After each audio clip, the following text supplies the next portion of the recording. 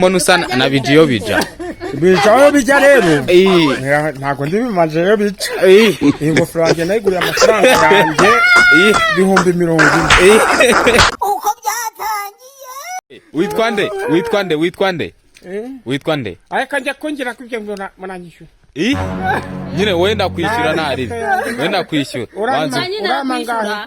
Ufite inoti ya 5. Oyo 5 sindana bitunga. Bra bitunga ubanze babwire igifaransa. Okay. Grande base kuwashaka grande base na petite base. Nanjye ndetse igifaransa nkiki. Ari bita sirikirire gitanga. Sirikirire gizande. Dore babikora. I want problems always. Kare uruhande n'urundi. Noneho ufata uruhande gutya. Okay. Ko kane n'ubundi. No, ari byo bita mu gifaransa. Mu gifaransa, anga mu gifaransa bakita ngo iki? Muri ari byo bita bikubwire se cyangwa ibintu. Ari byo bita appareil respiratoire. Abari byo appareil la poumon. Appareil digestif.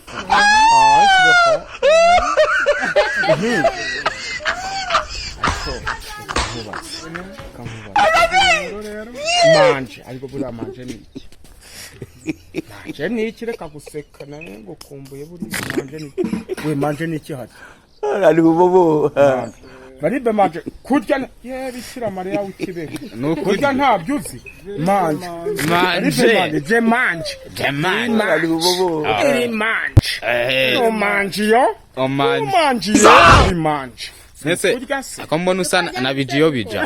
Bijiyobija rero ntago ndibimanje yo bica ingofero yanjye nayiguriye amafaranga yanjye 1,040. Usa na Bijiyobija.